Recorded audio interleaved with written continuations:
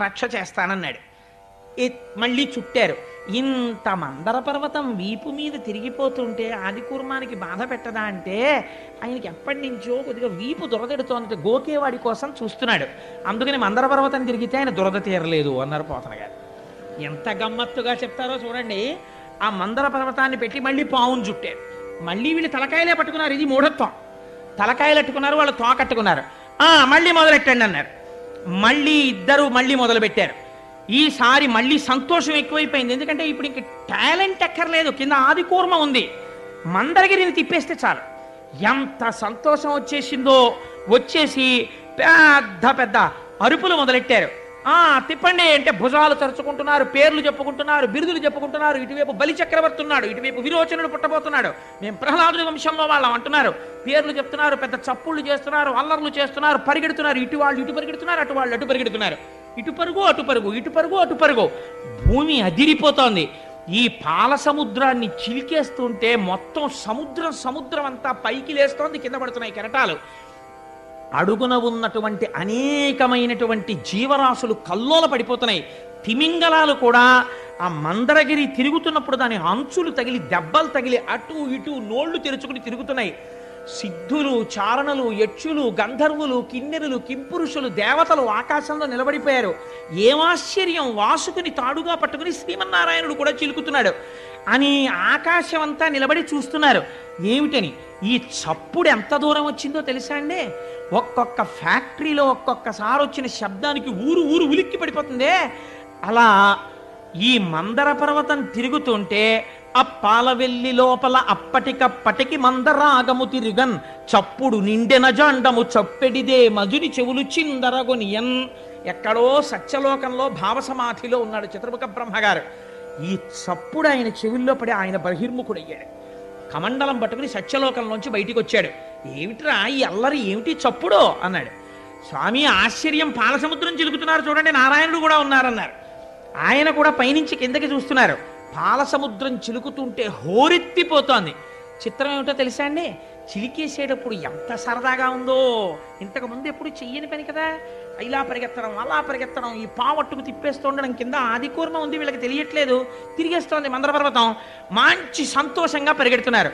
ఈ తిప్పడంలో ఆలోల జలధి లోపల నాలోన విడచి సురలన సురల బరపన్ గీలా కోలాహలమున హాలాహల విషము పుట్టె అవనీనాథ. ఆయన చెప్పేశాడు, హాలాహలం ముందు పుట్టుకొచ్చింది, అమృతం రాలేదు. అది ఒక్కసారి పాలసముద్రం మించి పైకి లేచింది. ప్రళయకాలంలో పుట్టే అగ్నిహోత్రం ఎలా ఉందో అలా ఉంది, వెంట తరుగుతోంది. ఈ దేవతలు, రాక్షసులు వాసుకుని వదిలిపెట్టేశారు. చతుర్ముఖ బ్రహ్మగారు సత్యలోకంలో ఉన్నవాడు, ఆయన కూడా పరుగు మొదలెట్టాడు. ఆయన శ్రీమన్నారాయణుడు రక్షించడం కోసం వాళ్ళతోనే ఉన్నాడండి పరమాత్మ. అందరూ కలిసి పరిగెత్తారు. ఎక్కడికి పరిగెత్తాలి? ఇప్పుడు ఎవరు రక్షిస్తాడు? పర్వతాలు కాలిపోతున్నాయి, గుహలు కాలిపోతున్నాయి, మనుషులు కాలిపోతున్నారు, సిద్ధుల విమానాలు కింద పడిపోతున్నాయి, లోకాలన్నీ అగ్నిహోత్రం ప్రబలిపోతోంది, అరణ్యములు దహించుకుపోతున్నాయి, ప్రాణులు మాడిపోతున్నారు. శని కైలాసము జొచ్చి శంకరుడి వాసద్వారముంజేరి ఈశుని దవ్వారికు లడ్డుపడ్డ తలమంచుంజొచ్చి కుయ్యో మొర్రో విను మాలింపుము చిత్తగింపుము దయం వీక్షింపు మంచంబుజానన ముఖ్యల్కని రక్తరక్షణ కళ సంరంభునిన్ శంభునిన్ అంటారు పోతన గారు. పరిగెత్తి కైలాస పర్వతం మీద ఉన్నటువంటి పరమశివుని యొక్క అంతఃపురం దగ్గరికి వెళ్ళి దవ్వారికు లడ్డుపడ్డా. ఏమిటి ఇంతమంది పరిగెత్తుకొచ్చి లోపలికి వెళ్ళిపోతున్నారు? వెళ్ళకూడదని శూలాలు అడ్డెట్టారు. ఉండవయ్యా బాబు, వెనకాల హాలాహలం తరుగు వచ్చేస్తుందని శూలాలు తోసేసి లోపలికి వెళ్ళి ఇంకా లోపల గదిలోకి వెళ్ళకూడదని అక్కడే నిలబడి కుయ్యో మొర్రో విను మాలింపుము చిత్తగింపుము దయన్ వీక్షింపు మంచంబుజానన ముఖ్యల్. పోతన గారు లైవ్ టెలికాస్ట్ అండి, ఘంటం పరిగెడుతోంది కానీ ఇక్కడ దర్శనం చేస్తూ ఆ ఘంటం వెళ్ళిపోతోంది, ఆంధ్రీకరణ. అలాంటప్పుడు అయా మహానుభావ, సాంబ సదాశివ, శంభో మహాదేవ ఇలాంటి స్తోత్రాలు చేయరు. ఓయమ్మో వచ్చేస్తోంది అగ్నిహోత్రం, బాబోయ్ స్వామి రండే రండే అంటారు. అందుని కుయ్యో మొర్రో తెలుగు మాటలు యథాతథంగా వేశారు పోతన గారు. విను మాలింపుము చిత్తగింపుము దయన్ వీక్షింపుమన్ సంబుజానన ముఖ్యల్. బ్రహ్మాది దేవతలు అరుస్తున్నారు బయట. నిలబడుతుంటే పార్వతీ సహితుడై లోపలున్నాడు స్వామి. విన్నాడు, అయ్యో ఏదో ఆపదొచ్చినట్లుంది పార్వతి అని గబగబ బయటకు వచ్చేసాడు స్వామి. వాళ్ళు వచ్చేసారు. ఇప్పుడు కూర్చోండి లోపల నుంచి కుర్చీలు పట్టరా, చాలా మంది వచ్చేసారు. లేకపోతే అలా సప్లై ఆఫీస్కి వెళ్ళి 4 కుర్చీలు ఎట్రా, లేకపోతే నా తపశ్శక్తితో 4 మంటపాలు నిర్మిస్తాను అనరు. ముందు వాళ్ళందరూ ఇలా చెమట్లు తుడిచేసుకుని బాబాయ్ బాబాయ్ స్వామి వచ్చారు, చెప్పండి చెప్పండి అన్నారు. ఏమొచ్చిందిరా మీ అందరికీ, ఏమైంది అన్నాడు స్వామి. అంటే వీళ్ళకి మాత్రం ఇంకా లౌకిక బుద్ధి పోలేదు. ఎంత తెలివితేటలుగా మాట్లాడతారో చూడండి. స్వామి పాలసముద్రం చిలికాం, ఎప్పుడు బతికుండిపోదామని, అందులోంచి హాలాహలం వచ్చింది, మీరు గుచ్చేసుకోండి అంటే కోపడతాడేమోనని. మరి ఆయన అంటే మాటలేంటి, జగత పితరౌ వందే పార్వతీ పరమేశ్వరౌ, మొత్తం విశ్వానికి తండ్రి. అందుకని ఆయన దగ్గరికి వెళ్ళి భూతేశ భూతాత్మ భూతభావన రూప దేవమహాదేవ దేవవంద్య, ఈ లోకములకెల్ల ఈశ్వరుండవు నీవు, బంధమోక్షములకు ప్రభుడవీవు, శక్తియుతుడవీవు, శబ్దయోనివీవు, జగదంతరత్నవీవు, ప్రాణమరయ అఖిలమునకును. అందుకని స్వామి నువ్వు అటువంటి వాడివి. అగ్నిముఖంబు పరాపరాత్మకమాత్మ కాలంబుగతి రత్నగర్భపదము శ్వశనంబు నీ యూర్పు రసన జలేషుండు, దిశలు కర్ణంబులు దివము నాభి సూర్యుండు కన్నులు, శుక్లంబు సలిలంబు జఠరంబు జలతులు చెదలు శిరము, సర్వౌషధులు రోమచయము, శల్యంబులద్రులు మానసమృతకరుండు, ఛందములు ధాతువులు ధర్మసమితి హృదయము, ఆస్య పంచకముపనిషద ఆహ్వయంబు అయిన నీరూపు సదసత్వమై శివాఖ్యయై స్వయం జ్యోతియ్యొప్పు ఆజ్యమగుచు, సమస్త బ్రహ్మాండములను ఈశ్వర స్వరూపంగా చెప్పేశారు. ఈశ్వర, ఈ విశ్వమంతా నిండి నివిడీకృతమైనటువంటి వాడివి నువ్వే, నువ్వు తండ్రివి. మేము చెయ్యకూడనటువంటి పని ఒకటి చేశాం. భుజశక్తిన్, ఒంటికి తీట ఉంది కదా అని ఎవరిని ముందు ప్రార్థన చేసి మొదలు పెట్టాలో, ఇంట్లో ఏదైనా ఒక మంచి కార్యం చేస్తుంటే ఒక సంప్రదాయం ఉంటుంది. ముందు తన తల్లిదండ్రులకు నమస్కారం చేసి, అందుకే బట్టలు పెట్టి పీటల మీద కూర్చుంటారు. ఆ జగత పితరౌ వందే పార్వతీ పరమేశ్వరవు, వాళ్ళకి నమస్కరించలేదు, నేర్పాలి పాఠం అనుకున్నాడు స్వామి వీళ్ళకి. అందుకని ఏమైంది, ఇప్పుడు వెళ్ళి చెప్తున్నారు భుజశక్తిని. వెళ్ళి ఆ మందర పర్వతాన్ని పెట్టి చిలికితే అమృతం రాలేదు, హాలాహలంబు జనించే, ఏరి కలంఘమై భవనంబు కోలాహలంబు చేసి చిచ్చు లాగమంగుని, ప్రాణి సందోహమున్ బ్రతికింపవేదయ దొంగిలింపకనీశ్వర. స్వామి, హాలాహలం బుట్టి లోకాల్ని కాల్చేస్తోంది, అది నువ్వు ఏమనుకోకు, ఇలా అన్నామని నువ్వు గుచ్చేసుకో స్వామి అన్నారు. అని పైగా ఓ మాట చెప్పారు, మూడు లోకములకు మూడు కాలములకు మూడు మూర్తులకు మూలమగుచు, నువ్వే భూత భవిష్యత్ వర్తమాన కాలముల రూపంలో ఉంటావు, నువ్వే బ్రహ్మ విష్ణు మహేశ్వర రూపంలో ఉంటావు, నువ్వే సృష్టికర్త స్థితికర్త ప్రళయకర్త రూపంలో ఉంటావు. అందుకని మూడింటికి ఆధారమైనటువంటి మూలపురుషుడు కనుక ఈశ్వర నువ్వు పుచ్చేసుకో.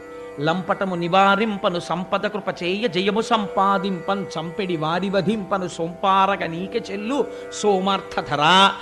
ఈశ్వర, లంపటము నివారింపను, జ్ఞానం కలగాలంటే మనంత మనకి కలదు, శివానుగ్రహం ఉండాలి, ఉంటేనే లంపటం తొలగుతుంది.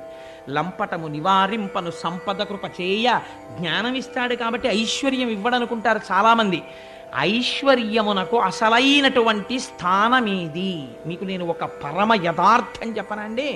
శివ పూజ. లక్ష్మీ కటాక్షం ఎక్కడి నుంచి వస్తుందంటే శివ పూజలోంచే వస్తుంది.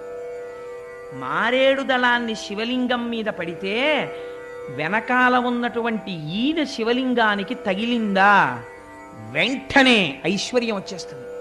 మారేడు దళం బోర్లా పడిందా, జ్ఞానం వస్తుంది.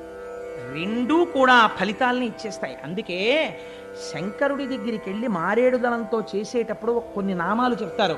ఓం నిధనపతయే నమః, ఓం నిధనపతాంతికాయ నమః, ఓం ఊర్ధ్వాయ నమః, ఓం ఊర్ధ్వలింగాయ నమః, ఓం హిరణ్యాయ నమః, ఓం హిరణ్యలింగాయ నమః, ఓం దివ్యాయ నమః, ఓం దివ్యలింగాయ నమః అంటూ ఆ దళాలు వేస్తారు. త్రిదళం త్రిగుణాకారం త్రినేత్రం త్రియాయుధం త్రిజన్మ పాప సంహారం ఏకబిల్వం శివార్పణం అంటూను. అందుకని వాళ్ళు ఇప్పుడు మారేడు దళాలతో పూజ చేసేస్తున్నారు మూడెంకి గురించి చెప్తూ. అందుకని మూడు మూర్తులకును మూడు లోకములకు మూడు కాలములకు మూలమగుచు భేదమగుచు తుదిక భేదమయ్యొప్పారు బ్రహ్మమనగ నీవే పాలనయన.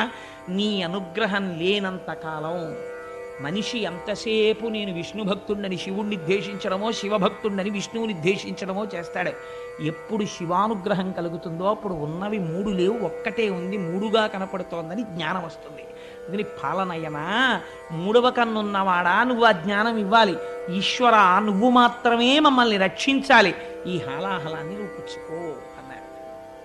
అందుకని శంకరుణ్ణి లోకములకు తండ్రి అని పిలిచారు.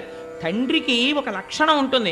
కొడుకు ఐశ్వర్యం ఉన్నప్పుడు తండ్రి గుర్తు రాకపోవచ్చు కొడుక్కి, కానీ తండ్రికి కొడుకు ఎప్పుడు జ్ఞాపకం ఉంటాడో తెలుసా అండి? కొడుకు సుఖపడితే తండ్రి తాను సుఖపడకపోయినా ఆనందిస్తాడు. వాడు ఏసీలో ఉన్నాడు, వాడు కారులో ఉన్నాడు, వాడు సంతోషంగా ఉన్నాడు, వాడు ఆరోగ్యంగా ఉన్నాడంటే ఇక్కడ తండ్రి ఓ పెంకుటింట్లో ఉన్నా, ఓ డాబా ఇంట్లో ఉన్నా, పోన్లే నా కొడుకులు సుఖంగా ఉన్నారు, నా కోడళ్ళు సుఖంగా ఉన్నారు, నా కూతుళ్ళు సుఖంగా ఉన్నారు, అల్లుళ్ళు సుఖంగా ఉన్నారు అంటాడు. కొడుక్కి ఆపదొచ్చి తనకి ఆరోగ్యంగా ఉన్నా సరే వెంటనే కళ్ళంబట నీళ్లు పెట్టుకుని నా కొడుక్కి అయ్యో ఆపదొచ్చిందని ఒక్కనాడు తన దగ్గరికి రాని వాడి దగ్గరికి తాను పరిగెడతాడు. తండ్రికి ఈ లక్షణం ఉంటుంది, కొడుకు సంతోషంగా ఉండాలని కోరుకుంటాడు. ఇది తండ్రి అయినటువంటి శంకరుడు ఎంత చూపిస్తున్నారు పోతన గారు. ఎవరికీ అక్కర్లేని హలాహలాన్ని శంకరుడు పుచ్చుకుంటే మరి ఆయనకి రాదండి ప్రమాదం? ఇప్పుడు ఆయనకి ప్రమాదం వస్తే బాధపడే వాళ్ళు ప్రపంచం మొత్తం మీద ఎవరు కనపడుతున్నారు చెప్పండి నాకు? ఒక్క పార్వతీదేవే కనపడుతోంది. మిగిలిన వాళ్ళందరూ అయ్యా మీరు బుక్ చేసుకోండి, మీరు బుక్ చేసుకోండి, మీరు బుక్ చేసుకోండి అనేవాళ్ళే. నాన్నగారు మీరు విఆర్ఎస్ పెట్టేసేయండి, నాన్నగారు మీరు ఎలాగో అలా విఆర్ఎస్ పెట్టేస్తే కొంత వస్తుంది కదా, ఆ డబ్బులు పట్టుకుని నేను అమెరికా వెళ్ళిపోతాను, అమెరికా వెళ్ళిపోయి సెటిల్ అయిపోయిన తర్వాత నెలకి 3 లక్షలు వచ్చేస్తుంది నాకు, ఒక్క 5 ఏళ్ళు చేశానా నాన్నగారండి మీకు పాలరాతి భవనం కట్టేస్తాను, 5 కార్లు కొంటానంటాడు. ఎవరు నమ్మాడు? తండ్రిని కొడుకులును కోడళ్ళు ఇలా అడుగుతుంటే అమ్మో ఈయన వృద్ధాప్యం ఎలా విడుతుందో ఏమిటో అని బెంగ పెట్టుకుని ఇది వింటూ ఉండేది భార్య ఒక్కతే. ఈ నిర్ణయం చెప్పేటప్పుడు ఆయన మాత్రం ఆవిడ దగ్గరికి వెళ్ళి ఏమే ఇలా అడుగుతున్నారు చైనా అన్న మాట అడుగుతాడు ఆవిడ్ని. లోకమంతా ఒకలా ఉన్నా తన భార్యతో భర్త ఎలా ఉండాలో, ఎలా ఉంటే తల్లిదండ్రులు అనిపించుకుంటారో చూపిస్తున్నారు పోతన గారు. నేనండే మా ఆవిడికేం చెప్పను, నేనే చేస్తాను అన్నీని అన్నవాడు ధూర్తుడు. భార్యకి చెప్పాలి, అది గౌరవం. నీ జీవిత భాగస్వామి, నీ ఆత్మ, నీ ఊపిరి. తెలిసి తెలియని వాళ్ళు మగవాడు ఏదో గొప్పవాడు అయిపోయాడు, ఆడది తక్కువైపోయింది అంటారు, కానీ ధర్మశాస్త్రాలు ఎక్కడ అలా మాట్లాడలేదు. ఎక్కడ మాట్లాడినా భార్యకి పెద్దపీట వేసి మాట్లాడాయి. ఆయన ఎవరికి చెప్పాడో తెలుసా అండి? వీళ్ళందరూ వచ్చి ఆయన అడిగితే, సరే అబ్బాయి నేను ఆలోచిస్తాను, మరి అది కొంచెం వేడిగా ఉంటుందా, తాగితే ఏమైనా ప్రమాదం వస్తే మీరు ఏమైనా చేసి పెడతారా, అప్పుడు ఇంద్రుడికి అశ్వమేధ యాగం చేసినట్టు మళ్ళీ నాకు ఏమైనా చేస్తారా, మీతో పాటు అశ్విని దేవతలు వచ్చారా, గబుక్కుని ఇమీడియట్ సర్జన్ ఉన్నాడా, ఇవన్నీ ఆయన ఏం అడగలేదు. ఆయన ఎవరితో మాట్లాడాలో తెలుసండి? పార్వతీదేవి దగ్గరికి వెళ్ళాడు. వెళితే అమ్మవారు చిరునవ్వులు చిందిస్తూ తాంబూలం వేసుకుని కూర్చుంటుంది. ఇంట్లో ఉన్నటువంటి స్త్రీ గృహిణి మధ్యాహ్నం భర్త భోజనం అయిపోయిన తర్వాత తాంబూలం వేసుకు కూర్చుంటే ఆ ఇంటికి ఐశ్వర్యం, సంతానాభివృద్ధి, మహాపతివ్రత లక్షణం. అందుకే పూర్వం అమ్మవారికి తాంబూలం పెట్టి మధ్యాహ్నం అయిన తర్వాత ఆ తాంబూలం తీసుకుని ఆడవాళ్ళు తాంబూలం వేసుకుని తాంబూల చర్వణంతో ఉండేవారు. సరే ఇప్పుడు నేను ఆ తాంబూలం గురించి చెప్పమంటే మహా సంతోషం, అది వేరే విషయం. నేను ఇప్పుడు దాని జోలికి వెళ్ళను అనుకోండి, ఎందుకు వచ్చిన గొడవ, క్షీరసాగర మథనం చెప్పుకుంటే చాలు. అందుకని చెప్పి అమ్మవారు తాంబూలం వేసుకుని ఎంతో సంతోషంగా ఉంటే శంకరుడు ఆవిడ వంక చూసి అన్నాడు, కంటే జగముల దుఃఖము వింటే జల జనిత విషపు వేడిమి ప్రభువయ్యుంటకు ఆర్తుల ఆపద గెంటించుట దాన ఫలము దానం కీర్తి మృగాక్షి. ఈ ఘట్టం విన్నటువంటి వాళ్ళకి కొన్ని కోట్ల జన్మల వరకు 5వ తనం తరిగిపోకుండా కాపాడుతుంది. తెలుసా అండి? అంత గొప్ప ఘట్టం. ఎందుకంటే అమ్మవారి మంగళసూత్రం గురించి వస్తుంది ఇప్పుడు ఈ ఘట్టంలో. అందుచేతనే ఈ ఘట్టాన్ని తేలికగా దాటకుండా పద్యాలు చెప్పే ప్రయత్నం చేస్తున్నాను. కంటే జగముల దుఃఖము వింటే జల జనిత విషపు వేడిమి. చూసావా, నీళ్లలోంచి వేడి పుట్టింది పార్వతి. పిల్లలందరూ ఏడుస్తున్నారు పాపం. ప్రభువయ్యుంటకు ఆర్తల ఆపద గెంటించుట దాన ఫలము దానం కీర్తి మృగాక్షి. ప్రభు అన్నవాడు ఏం చెయ్యాలి? బిడ్డలకి కష్టం వస్తే ఆదుకోవాలి. తండ్రిని నేనుండి ప్రయోజనం ఏమిటి? పిల్లలకు ఆపద వచ్చినప్పుడు రక్షించకపోతే. అందుకని వాళ్ళని రక్షించాలనుకుంటున్నాను పార్వతి. అంటే ఏమిటి దాని ఉద్దేశ్యం? హాలాహలం బుచ్చేసుకుంటానని. అలా అంటే ఆవిడ ఏమైనా వద్దంటుందేమోనని ఇలా నరుక్కొస్తున్నాడు పిల్లల వైపు పెట్టి. ఆవిడెవరు? ఆవిడ ఈ సమస్త బ్రహ్మాండములకు ఆ బ్రహ్మకీట జనని. మాతృత్వం భర్తృత్వాన్ని కూడా తోచేస్తుంది ఒక్కొక్కసారి. పిల్లాడు యొక్క ఆర్తితో కూడినటువంటి ఏడుపు విందనుకోండి అమ్మ, వెంటనే గబగబా వెళ్ళిపోతుంది. అందుకే ఒక నానుడు ఉంటుంది, పెళ్ళైన కొత్తల్లో ఉన్న ప్రేమ పిల్లలు పుట్టాక లేదండి మా ఆవిడకంటుంటారు. పిల్లల మీదకి వెళ్ళిపోతుందంటే ఆ తల్లితనానికి ఉన్న గొప్పతనం అది. అందుకని అమ్మతనాన్ని ఆవిడలోంచి ఉద్భుతం చేస్తున్నాడు శంకరుడు. ఎటువంటి మహాత్యాగండి నా స్వామి! అందుకని అమ్మతో అంటాడు, నువ్వు జగజ్జననివి, పిల్లలు ఏడుస్తున్నారు, తండ్రిని నేను పుచ్చుకోవద్దు పార్వతి, అందుకని పుచ్చేసుకుందాం అనుకుంటున్నాను. పుట్టింటి వైపు నుంచి నెరుక్కొచ్చాడు. హరిమది ఆనందించిన హరినాక్షి జగంబులెల్ల ఆనందించున్, హరియును జగములు మెచ్చక కరళము వారించు టొప్పు కమలదలాక్షి. నీ అన్నయ్య ఉన్నాడు కదా శ్రీ మహావిష్ణువు, నారాయణ నారాయణి. రేపు లక్ష్మీ కళ్యాణం ఇంద్రుగాని అందరూ వచ్చి ఆయన్ని దెప్పి పొడుస్తారు. నల్లగా ఉన్నాడు, పెద్ద పెళ్లి కొడుకు వచ్చాడు, బొల్లిగద్దనికి వచ్చి ఇంత గొప్పవాడిని పెద్ద వనమాల వేసుకుంటానంటాడు. లక్ష్మీదేవిని చూసేటప్పటికి ఇలా బుర్ర వచ్చేసాడు, జీలకర్ర బెల్లం పెట్టమని అన్నారు. అప్పుడు ఆయన ఆదుకుని మాట్లాడింది ఎవరో తెలుసా అండి? రేపు ఆ ద్విపద చెప్తాను, మీరు తెల్లబోదురు కానీ వింటే నిజంగాను. ఆయన పోలికలతో ఉన్న నల్లటి పిల్ల ఎవరో తెలుసా అండి? పార్వతీదేవి, నారాయణి, మా అమ్మే, అందుకే నల్లగా ఉంటుంది పార్వతీదేవి. ఆవిడ వచ్చి నారాయణుణ్ణి ఎంత వెనకేసుకొచ్చిందో మీకేం తెలుసు, నలుపు గొప్పతనం ఎంతో అని అసలు ఆ నలుపు గురించి మాట్లాడుతుంది. నల్లగా ఉన్న వాళ్ళందరికీ అభయమే. అలాంటివి చెప్పి ఏమిటో నలుపు అంటారు, మా నలుపులో ఎంత నాణ్యం ఉందో అని చెప్పుకోవచ్చు. అంత నలుపు గురించి చెప్పింది ఆవిడ ఆ రోజున. రేపు వస్తుంది పార్వతీ లక్ష్మీ కళ్యాణంలో చూద్దురు కానీ. అందుకని అటువంటి తల్లి కదా ఆ నారాయణుడు. నారాయణి స్త్రీ రూపంలో ఉంటే పార్వతీదేవి, పురుష రూపంలో ఉంటే శ్రీ మహావిష్ణువు. అందుకే ఇద్దరు అలంకార ప్రియులై ఉంటారు, ఇద్దరూ ఈశ్వరుడి పక్కకే చేరిపోతారు, పరమశివుడి పక్కకి. అందుకని చిత్రం ఏమిటంటే ఈ పార్వతీదేవి వంక చూసి చెప్తున్నాడు, మీ అన్నయ్య స్థితికారుడు, లోకాలన్నింటినీ నిలబెట్టాలి, లోకాలకు ఇబ్బంది వచ్చింది, మీ అన్నయ్య కూడా వచ్చాడు, బావమరిది బతకగోరుతాడు, బావమరిది వచ్చినప్పుడు పెద్ద అతిథి, మరి నేను ఆయన్ని సంతోషపెట్టద్దు, ఇవాళ నేను ఆయనకు ఉపకారం చేయదు, మీ అన్నయ్య ఏమైనా అనుకోడు, నయ్య నా వల్ల అలా అవుతుందో అంటే, అందుకని నేను చేసేస్తాను. వాళ్ళది ఎంత పవిత్రమైన అనుబంధం అండి. ఈ శివకేశవుల మధ్య భేదాలు చెప్పే వాళ్ళకి నోళ్ళు ఎలా వస్తాయో నాకు అర్థం కాదు, ఏ పురాణంలో లేనిది. అందుకని హరిమది ఆనందించిన హరినాక్షి జగంబులెల్ల ఆనందించున్, హరియును జగములు మెచ్చక గరళము వారించు టొప్పు కమలదలాక్షి. భక్షింతు హాలాహలమును రక్షింతును ప్రాణికోట్లు మధుర. నేను తినేటప్పుడు ఎలా తింటానో తెలుసా? రక్షింతు ప్రాణికోట్లను భక్షింతును హాలాహలము మధుర పలరసము క్రియన్. వీక్షింపుము నేవు నేడు అని నేను ఇప్పుడు ఒక చిన్న ద్రాక్ష పండు తినేసినట్టు తినేస్తాను పార్వతి ఈ హాలాహలాన్ని. దానివల్ల నాకేమైనా ఇబ్బంది వస్తుంది అనుకుంటున్నాయేమో, ఏం భయం లేదు, నువ్వు అలా చూస్తుంది. ఎలా తింటానో తెలుసా? తినేటప్పుడు పండు నోట్లో పడేసుకున్నట్టు పడేసుకుంటాను. రక్షింతు ప్రాణికోట్లను, ఈ ప్రాణికోట్లన్నింటినీ రక్షిస్తాను. ఇదొక దివ్యమైన లీల, నా లీల. ఈ లీల చూసి మనసులో అనుభవించిన వాడికి రక్షణ. అందుకని నాకు ఇప్పుడు కొత్త బిరుదునామం వస్తుంది. నువ్వేం చేస్తావో తెలుసా? హాయిగా అలా కూర్చుని వీక్షింపుము నీవు నేడు వికచాబ్జముఖి. ఇంత మాత్రం బెంగెట్టుకోక మా ఆయనకి ఏమవుతుందోనని అని చక్కగా సంతోషంగా అలా చూడు, నేను ఎలా తినేస్తానో చూద్దామండి అన్నాడు. అంటే ఆవిడంది, సరే మీకు ఎలా ఇష్టమైతే అలా చేయండి. భార్యలు సాధారణంగా ఓ మాట అంటుంటారు, వాళ్ళకి కొంచెం ఇష్టం లేని పని ఏమో అనుకున్న దాన్ని చేయడానికి నేను పెద్ద పునాది వేస్తాడు. వేసి ఈసరి అంటే నాకు నోటికి గబుక్కుని వచ్చేస్తుంది, ఏదో ఇలా చేస్తే మనకి చాలా మంచిది, చక్కగా ఏమిటి మనుష్యులమై పుట్టి చక్కగా మనం చేసిన తర్వాత ఓ పుణ్యకార్యం చెయ్యాలి కదా, ఏం పర్వాలేదు, అంతగా అయితే వచ్చే నెల జీతంలోనో ఎక్కడో మనం దాచుకుందాం ఓ 1000 రూపాయలు, ఈ నెల ఇలా ఖర్చు పెట్టేస్తే బాగుంటుందని నేను అనుకుంటున్నాను, మళ్ళీ కాలము దేశము అన్నీ కలిసి వస్తాయా అని ఇన్ని చెప్తే ఆవిడ ఏమంటుంది, ఓహో వీడికి అటువైపు ఉంది, అందుకని ఇంత ప్రణాళిక చెప్పాడు మనకు అనుకుని, మీకు ఎలా ఇష్టమైతే అలా చేయండి కదండి. అలాగే అంది పార్వతీదేవి, మీకు ఎలా ఇష్టమైతే అలా చేయండి అంటే. కళ్ళు తిరిగి కింద పడిపోయినవాడు పరీక్షిత్. ఏమయ్యా లోకమంతా హలాహలం పుచ్చుకోమంది, ఎంత మంచం మీద ఉన్న మొగుడైనా పెళ్ళం ఏమంటుంది, నా పసుపు కుంకాలు నిలబడితే చాలంటుంది, కానీ ఆయనకో 4 మాత్రలు వేసి లాగే అవతల బారేద్దరు అందు కదా. అలాంటిది ఆయన థమ్సప్ పుచ్చుకుంటున్నాడా, కోకోకోలా పుచ్చుకుంటున్నాడా, హాలాహలం పుచ్చుకుంటున్నాడు. ఆవిడ చూస్తే లోకములకంతటికీ పెద్ద ఇల్లాలు, పెద్దింటమ్మ అని పేరు, పసుపు కుంకాలకి సంబంధించిన విషయం, భర్తని హాలాహలం పుచ్చుకోమని ఎలా ఒప్పుకుందయ్యా పార్వతీదేవి అన్నాడు. అంటే పోతన గారు, వ్యాస భగవానుడు, వీళ్ళందరూ పరవశించి చెప్పుకున్న పద్యం మీకు చెప్పాను కదా. పోతన గారు ఏదైనా గొప్పది చెప్పవలసి వస్తే చిన్న పద్యంలో చెప్తారు. పోతన గారు అన్నారు, పార్వతీదేవి శంకరుణ్ణి హాలాహలం పుచ్చేసుకో అని ఎందుకు అనగలిగిందో తెలుసా? మృంగెడివాడు విభుండని మృంగెడిది యుగరళమనియు మేలని ప్రజకున్ మింగమని సర్వమంగళ మంగళ సూత్రము నెంతమది నమ్మినదో.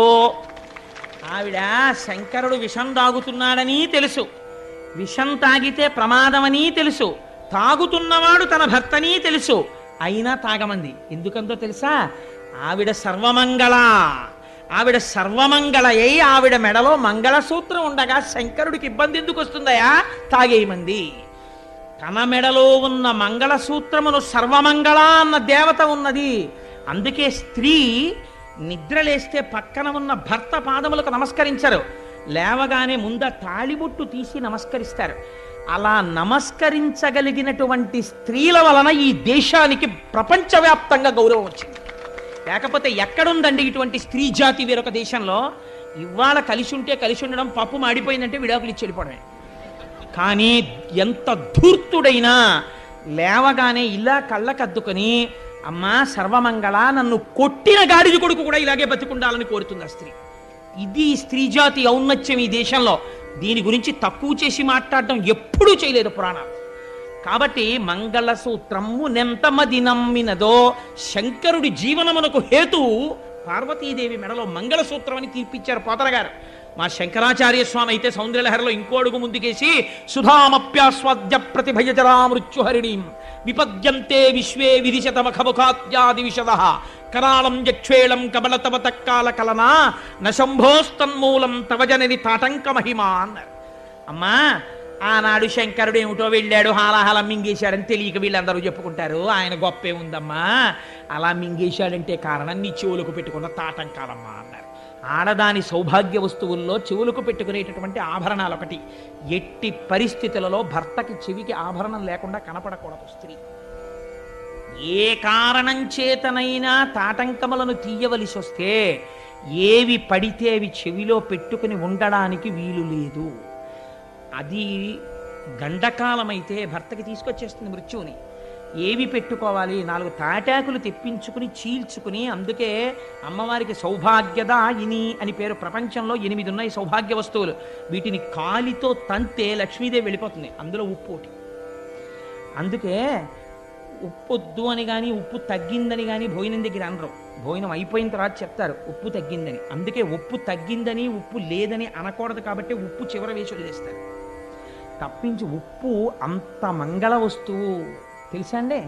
అందుచేత ఉప్పు, పెరుగు, అనుములు, తాటి చెట్టు ఇలా కొన్ని ఉన్నాయి.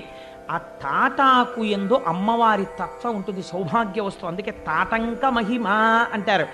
అసలు అప్పుడప్పుడు చెవులో తాటాకు పెట్టుకుంటూ ఉండాలి. పూర్వం తాటాకే పెట్టుకునేవారట, అందుకే తాటంక మహిమ అంటారు. తాళి అన్నది కూడా తాళ. పూర్వం తాటాకు కట్టించేవారు మంగళసూత్రంలో.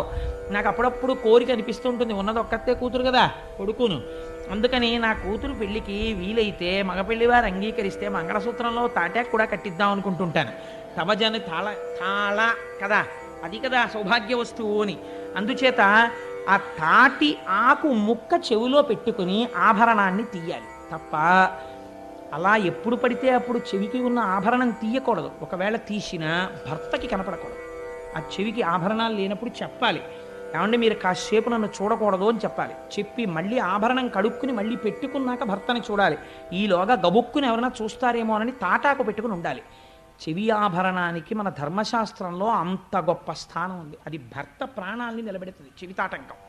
సరే, అందుచేత అమ్మా మంగళసూత్రము నెంతమది నమ్మినదో, ఆ తల్లి మంగళసూత్ర మహాత్యమయ్యా. తన చుట్టూంసుర సంఘముల్ జయ జయద్ధానంబులన్ బొబ్బిడన్ ఘనగంభీరవంబుతో శివుడు లోకద్రోహి హుంపోకు రమ్మని కింగేల తమల్చి కూర్చి కడిగానంకించి జంబూపలంబున సర్వంకచమున్ మహావిషము నాహారించి హేలాగతిన్. దేవతలందరూ జయ జయధ్వానాలు చేస్తుంటే శంభో శంకర హరహర మహాదేవ అని అరుస్తుంటే సింహాసనం దిగి ఎదురొచ్చి ఎక్కడికి పోతావే హాలాహలమా రా అని ఆయన ఎదురెళ్ళి దాన్ని పట్టుకుని చేతిలో పట్టుకుని నలిపి ఉండ చేసి నేరేడు పండంత చేసి గభాల నోట్లో పడేసుకుని మింగేశాడు. మింగేస్తే మరి ఆయనకి ఏమైపోలేదా అని అనుమానం వస్తుందేమో అని వెంటనే పోతన గారు చెప్పారు, కదలంబారవు పాప పేరు వడలన్ ధర్మంబు జాలంబు పుట్టదు నేత్రంబులు నెర్రబారవు నిజ జూటాచంద్రుడున్ కందడున్ వదలాంభోజము వాడదావిషమును ఆహ్వానించుచో డాయుచో పదిలంబై కడిచేయుచో దిగుచుచో భక్షించుచో మృంగుచోన్ ఎదురెళ్ళినప్పుడు కానీ, పట్టుకున్నప్పుడు కానీ, ముద్ద చేసినప్పుడు కానీ, నోట్లో పెట్టుకున్నప్పుడు కానీ, మింగినప్పుడు కానీ వేడి చేసి ఓ పొక్కు పుట్టలేదు ఆయన ఒంటి మీద. ఇంత చల్లటి చంద్రుడు కందిపోలేదు. పిల్లపాములు ఆయన ఉంగరాల కింద పెట్టుకుంటాడు, చుట్టుకుంటాడు. ఓ పిల్లపాము వేడిగా ఉందని పక్కకి జారిపోలేదు. అలా నవ్వుతూ కూర్చున్నాయి. ఆయనకి ఒంటి మీద ఓ పొక్కు ఎక్కలేదు, ఓ వేడి చేయలేదు. అలా చల్లటి చూపులతో అలాగే ఉన్నాడు. శంకరుడి పాదములను నమ్ముకున్నవాడు కూడా హాలాహలం లాంటి కష్టం వచ్చినా అలాగే ఉంటాడు చల్లగా. నా స్వామి పాదములు పట్టి ఉన్నాడు కాబట్టి వాడికి బెంగ ఉండదు. అందుచేత కానీ హరుడుగళమునందు హాలాహలము పెట్ట కప్పు కలిగి త్వరని కడుపు నొప్పి అని సాధురక్షణం సజ్జనులకు నిన్న భూషణంబు కాదే భూవరేంద్ర అంటారు పోతన గారు. ఆయన నోట్లో పెట్టుకుని మింగుదాం అనుకున్నట్ట. ఇక్కడ దాకా వెళ్ళింది కంఠంలోకి. ఉదరము లోకంబులకును సదనంబగు టెరిగి చటుల విషాగ్నిన్ కుదురుకొనే కంఠబిలమున పదిలంబుగా నిలిపే సూక్ష్మఫలరసము క్రియన్. తీరా మింగేద్దాం అనుకుంటే అయ్యో కడుపు నిండా అధోలోకాలున్నాయి, పైన ఊర్ధ్వలోకాలున్నాయి. మింగేస్తే అధోలోకాలు కాలిపోతాయని మింగలేదుట, కక్కితే ఊర్ధ్వలోకాలు పోతాయి. పైకి వదలలేదు, కిందకి వదలలేదు, ఈ కంఠంలో పెట్టుకున్నట్టే. పెట్టుకుంటేట చాలా సంతోషించింది. ఎవరోట తెలుసా అండి? పార్వతీదేవి. ఎందుకోట తెలుసా? భాగవతంలో లేదు కానీ నేను కలిపి చెప్తున్నాను. శంకరుడు మహాజ్ఞాని, తెల్లగా మెరిసిపోతుంటాడు. అసలు ప్రపంచంలో అందం ఎవరిదో తెలుసా అండి? శంకరుడిది. లింగ పురాణంలో చెప్తారు శివుడి అందం అంటే ఎలా ఉంటుందో. సామాన్యమైన అందం కాదైంది. అప్రాకృత శరీరం తం అతిమన్మథరూపిణం ఘృతరీతి ఘనీభూతం సచ్చిదానంద విగ్రహం. అలా ఉంటాడు ఆయన, పేరుకున్న నెయ్యిలా ఉంటాడు, అంత తెల్లగా. అటువంటి మహాత్ముడు మహాజ్ఞాని. మెళ్ళో ఓ పూసల గొలుసు కూడా వేసుకోడు బంగారంది. పార్వతీదేవో సమస్త ఐశ్వర్యములకు ఆటపట్టు. అమ్మవారికి కోరికుండేదట మా ఆయన కూడా చక్కగా ఏమైనా నీల పతకం ఉన్న గొలుసోటి వేసుకుంటే ఎప్పుడైనా అలా ఉత్తరీయం వేసి కూర్చుంటే ఆ తెల్లటి గుండెల మీద నీలం పతకంతో గొలుసు వేసి కూర్చుంటే ఎంత బాగుంటాడో అనుకునేది. ఎప్పుడైనా వెళ్ళి ఏమండి ఈ పండక్కి అక్కర్లేదు, ఈ పావులు చాలు అనేవాడు నాగభూషణుడు. అందుకని చంద్రోద్భాసిత శేఖరే స్మరహరే గంగాధరే శంకరే సర్పైర్భూషిత కంఠకర్ణ వివరే నేత్రోద్ధ వైశ్వానరే దంతిత్తకృత సుందరాంబరధరే త్రైలోక్య సారే హరే మోక్షార్థం కురుచిత్త వృత్తి మమలాం అంతైస్తు కింకర్మభిహి అంటారు శంకర భగవత్పాదులు. ఆయన చేసిన లీలల వల్ల ఆయనకి ఆభరణాలు వచ్చాయి. అందుకని నాగాభరణుడు ఆయన. అందుకని ఆయన ఏం పుచ్చుకోడు. కానీ ఇవాళ కంఠంలో నీలంగా ఉండిపోయిందిట ఆ విషం. ఉండిపోతే పార్వతీదేవి అనుకుందిట, అబ్బాయి నాళ్ళకి నీలమణి పెట్టుకుంటే కంఠం నీలంగా కాంతి పడి ఎలా ఉంటుందో మా ఆయన అలా ఉన్నాడని పొంగిపోయింది. లోకం పొంగిపోయిందిట. కడుపులోకి తీసుకోలేదు, బయటికి వదలలేదు, కంఠంలో పెట్టుకున్నాడని లోకం పొంగిపోయిందిట. అప్పటి నుంచి ఆయనకు పేరు వచ్చింది నీలలోహితుడు, నీలగ్రీవుడు అని. ఆయనకి నీలకంఠుడు అని పేరు. నీలకంఠ అని పిలిస్తే చాలట, ఓహో ఎవడో నేను చేసినటువంటి లీల స్మరించి పిలుస్తున్నాడని పొంగిపోతాట. అందుకే హాలాహల భక్షణకత హేలాగతి విన్న వ్రాయ నెలమిపటింపన్ వ్యాళానల వృశ్చికముల పాడైచట రెట్టి జనులు భయ విరహితులై. 3 ప్రమాదములు హాలాహల భక్షణం విన్న వాళ్ళకి జరగవు. ఏమిటో తెలుసా అండి? హాలాహల భక్షణం కథ విన్న వాళ్ళకి పాము కరవదు. హాలాహల భక్షణం కథని నమ్మిన వాళ్ళకి తేలు కుట్టదు. మీకు నేను ఆశ్చర్యకరమైన విషయం చెప్పనా? నేను ఒకసారి హాలాహల భక్షణం జరుగుతుంది, ఓ 4 రోజులు పోయిన తర్వాత మా ఆవిడ భోజనానికి పిలిస్తే హాలాహల భక్షణం వింటే తేలు కుట్టదన్నారు కదా అని ఏదో ఆలోచిస్తూ పెద్దాపురంలో మా మామగారి ఇళ్లలో తేళ్ళు ఎక్కువ ఉండేవి. నన్ను ఎప్పుడు తేలు కుట్టలేదు ఈశ్వరానుగ్రహం వల్ల. అందుకని ఎప్పుడన్నా కుట్టేస్తుందేమో అని భయం నాకు. అందుకని ఓ రోజు పైన చిడత ఇలా వేస్తూ ఏమిటే అని ఇలా అన్నాను. అని ఇలా చూసేటప్పటికీ కరెక్ట్గా గడి ఇలా తిప్పడానికి చెయ్యిలా తిరిగింది, తేలు కొండిలా కొట్టింది. ఈ వేలిలా దాటిపోయింది, కొండి తగిలింది. అంటే ఈ వేలు మీద తగలవలసింది అంత గురి చూసి కొట్టినా కొండి తగలలేదు, ఆగిపోయింది. మీకు ఆశ్చర్యకరమైన సంఘటన చెప్పనండి. హాలాహల భక్షణమే నన్ను రక్షించిందేమో. నేను సామర్లకోటలో ఉద్యోగం చేసే రోజుల్లో ఒకసారి స్కూటర్ హెడ్లైట్ వేయడం మర్చిపోయి వచ్చేసాను. వచ్చేస్తే పెద్ద నల్ల త్రాసు తిరుగుతుండేది, రోడ్డుకు అడ్డంగా పడుతుంది. నా వెనక కూర్చున్న ఆయన చూసి ఆవిడ పాము తిరుగుతున్నట్టుందండి అన్నాడు. టక్కన లైట్ వేసాను. లైట్ వేస్తే ఎదురుగుండా పాము. నా ప్రమేయం లేకుండా బ్రేక్ తొక్కేసింది కాలు. స్కూటర్ ఆగిపోయింది. స్కూటర్కు దరిద్రం ఉంటుంది, కాలు తీస్తే బ్రేక్ మించి ఎడంకాలు ఎత్తి స్కూటర్ మీద పెట్టుకుని ఉండడానికి ఉండదు, ఎందుకంటే ఓ కాలు కింద పెట్టి ఉండాలి. ఇలా ఉన్న పాము ఇలా వెనక్కి వచ్చింది తల. అప్పటికి దాని తోకటి ఉంది పొదల్లోకి. ఇలా పడగెత్తింది హెడ్లైట్ కాంతిలో. నిజంగా నాకు ఇప్పటికీ మనస్సులో ఉంటుంది ఆ పడగ. మెరిసిపోతూ నాలుకలు రెండు ఇలా బయటికి వస్తూ ఎర్రగా ఇలా ఇలా ఇలా ఇలా తిప్పింది తల. అక్కడే ఉంది నా పాదం, ఎడం పాదం కింద. అది ఆ రోజు కొట్టాలనుకుంటే ఒక్క క్షణం బండి టక్ టక్ టక్ టక్ టక్ టక్ టక్ టక్లాడుతూ చిమ్మ చీకట్లో అలా నిలబడి ఉన్నాను. వెనకాల ఆయన గుండెలు ఆగిపోయి 2 కాళ్ళు పైకెత్తేసుకుని ఆయన కూర్చున్నాడు. అది ఇలా ఇలా చూసి ఏమనుకుందో, వీడిని నేను చంపకూడదు అనుకుందో ఏమో, తలొంచుకుని మళ్ళీ ఇటు తిరిగి పొదలోకి వెళ్ళిపోయింది. అది వెళ్ళిపోవడానికి 1/2 నిమిషం టైం పట్టిందని అంత శరీరం. ఆనాడు పాము కరవకుండా నన్ను రక్షించిన వాడు నా స్వామి తప్ప ఎవరు రక్షించగలరు? ఈశ్వరుడు రక్షించాడు. ఆ పూనికతో ఆ భక్తితో చెప్పుకున్నాను తప్ప ఎప్పుడైనా పురాణం చెప్పుకుంటే నేను ఇతర కోరికలతో చెప్పుకోలేదు. అట్లాంటి సంఘటనలే నాకు భగవంతుడి పట్ల కృతజ్ఞత అనిపించాయి. కాబట్టి యాళానల వృశ్చికముల పాడైచర రెట్టి జనులు భయ విరహితులై అగ్నిహోత్రంలో కాలిపోయే ప్రమాదాలు రావు. అందుకే ఎప్పుడైనా ప్రమాదాలు ముంచుకొస్తే ఒక మాట చెప్తారు, పోనీ కనీసం చదవడం రాకపోతే ఇలాంటివి హాలాహల భక్షణ కథ. అందుకే ఇలాంటి వాటిని ఏం చేస్తారో తెలుసా అండి, బాగా దీర్ఘంగా చెప్పరు. ఇది ఒక కాగితం పట్టుకుని మీకేమీ రాకపోయినా ఇక్కడ ఉన్నది ఇక్కడ రాసిస్తే చాలు. అగ్నిహోత్రం వలన ప్రమాదం వస్తోందని జాతకంలో ఉంటే ఇది రాస్తే ఏ వేలో కొద్దిగా కాలు వేస్తుంది. అంతంత శక్తులు ఇటువంటి లీలలయందున్నాయి. అది క్షీరసాగర మథనంలో ఆవిష్కరించి వ్యాసభగవానుడు ఫలశ్రుతి చెప్పారు. ఆనాడు స్వామి హలాహలాన్ని పుచ్చేసుకున్నారు. దేవతలందరూ సంతోషించారు. మళ్ళీ బయలుదేరారు. ఆనందంతో మళ్ళీ పాలసముద్రం దగ్గరికి వెళ్ళిపోయారు. అమ్మయ్యా, మొత్తానికి హాలాహల భక్షణం అయిపోయింది. ఈ పుణ్యమాని పార్వతీ పరమేశ్వరులు ఇద్దరిని చూసేశాం. చిత్రం ఏమిటో తెలుసా అండి, అగ్రపూజ అని ముందు పెద్దవాడికి నమస్కారం చేసి అప్పుడు మొదలు పెడతారు ఏ పూజ అయినా. తప్ప మామూలుగా మొదలు పెట్టకూడదు. ఒక పెద్ద ఆయన్ని ఎవరినో పిలిచి ఆయనకు నమస్కారం పెట్టి మొదలెడతారు. మొదలెడితే ఏమవుతుందో తెలుసా అండి, విఘ్నం రావు. ఆయన ఒక ఆశీర్వచనం చేస్తాడు. ఆ ఆశీర్వచన బలం కాపాడేస్తుంది. కాబట్టి అందుకే పెళ్లిలో అంతమంది పెద్దలకి నమస్కారం పెట్టిస్తారు. అది జీవన యాత్ర. అన్నాళ్ళు కలిసి ఉండాలి. పెద్దలకి నమస్కారాలు పెట్టి అక్షతలు వేయిస్తారు. కానీ ఇవాళ మన దౌర్భాగ్యం ఏమైపోయిందంటే వాడు బూట్లు వేసుకుని నమస్కారం పెడతాడు. యువతల వాడు ఆశీర్వచనం ఎలా చేస్తాడు? కాబట్టి ఏదో పాపం పోన్లే, వీడి అజ్ఞానము క్షమించబడుగాక అని అక్షత ఇయ్యాలి తప్ప ఆశీర్వచనం చేయడం ఎలా కుదురుతుంది? చెప్పులు వేసుకుని నమస్కారం పెట్టేవాడికి ఆశీర్వచనం ఏంటి? బూట్లు వేసుకుని నమస్కారం పెట్టేవాడికి.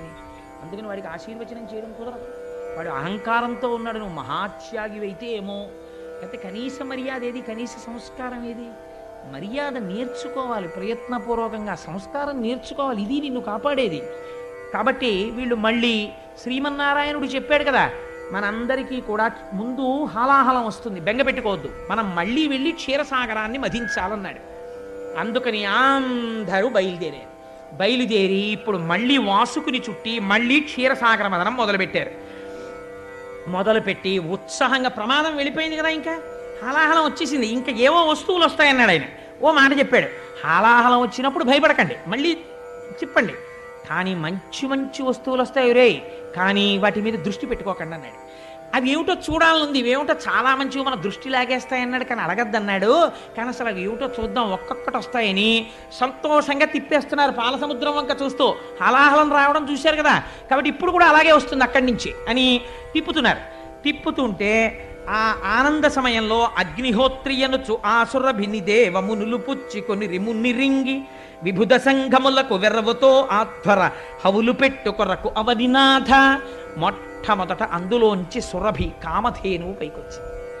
ఆ పైకి వచ్చేటప్పుడు మొట్టమొదట వీపు, కొమ్ములు, తల, పృష్ఠభాగం, ఆ అందమైనటువంటి శరీరం, దాని 4 పాదములు, తోక, ఆ కన్నులు, ఆ ముట్టె, ఆ తల కనపడేటట్టుగా కామధేను వచ్చి నిలబడింది. అది కామధేనువు కోరికున్న కోరికలు తీరుస్తుంది. అందరూ నిలబడి నమస్కారం చేశారు ఆ కామధేనువుకి.